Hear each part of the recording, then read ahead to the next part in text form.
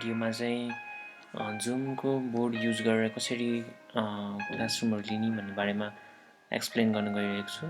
सुरुमा चाहिँ हामी यहाँनिर हाम्रो जुमको सेयर स्क्रिन भन्ने अप्सनमा यहाँनिर थिचेपछि चाहिँ हाम्रो यहाँ सेयर गर्ने अप्सनहरू आउँछ। डेस्कटप भन्ने छ भने डेस्कटपबाट चाहिँ हाम्रो डेस्कटपमा जे जस्तो त्यो सेयर गर्ने कुरा भयो। यसमा चाहिँ व्हाइट बोर्ड भन्ने छ, व्हाइट बोर्ड सेयर गरेर कसरी क्लासरुमहरू गर्ने भन्ने कुरा म यहाँ देखाउन गइरहेको छु। यसमा व्हाइट बोर्डमा थिचेर सेयर गर्नु होला। त्यसपछि चाहिँ हाम्रो चाहिँ व्हाइट बोर्ड खोलिन्छ। व्हाइट बोर्ड चाहिँ अब यसरी हामीले यो बोर्डमा जे हामीले टाइप गर्छौँ त्यो कुराहरू चाहिँ स्टुडेन्टले चाहिँ हेरेर उनीहरूले त्यही अनुसार फलो गर्न सक्छन्।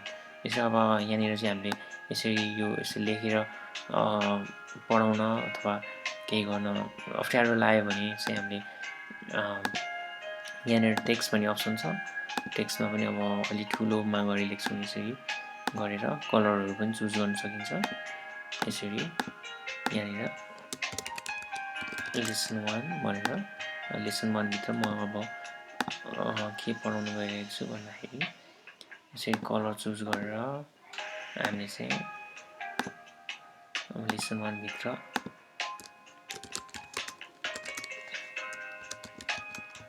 यसरी क्वेसनहरू सोध्दै पढाउन सकिन्छ। अब यसकोमा अब फिगरहरू बनाउनको लागि हामीसँग यहाँनिर डिफ्रेन्ट सिम्बलहरू छ।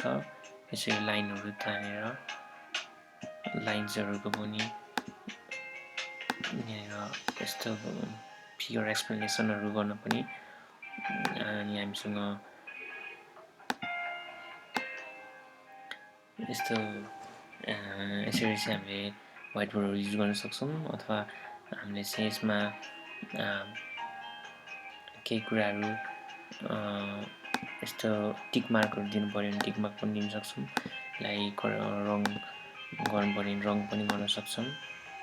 अब यसरी यो सिलेक्ट गरेर यसरी यहाँ यसरी सिलेक्ट गरेर चाहिँ यसलाई हामी सार्न पनि सक्छौँ, अरू ठाउँमा लैजान पनि सक्छौँ।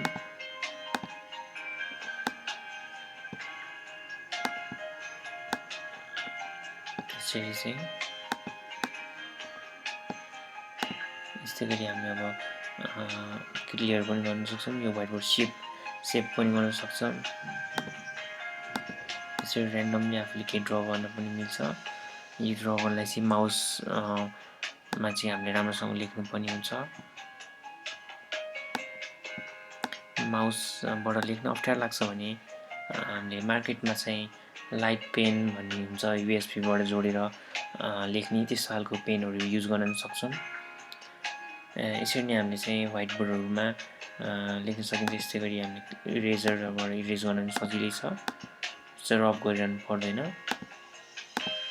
यसरी अब क्लियर अल पनि गर्न मिल्छ। यसरी नै हामीले यो व्हाइट बोर्डहरूको कामहरू चाहिँ गर्न सकिन्छ। यति नै भन्दै यो भिडियो यहीँनिर बन्द गर्छु।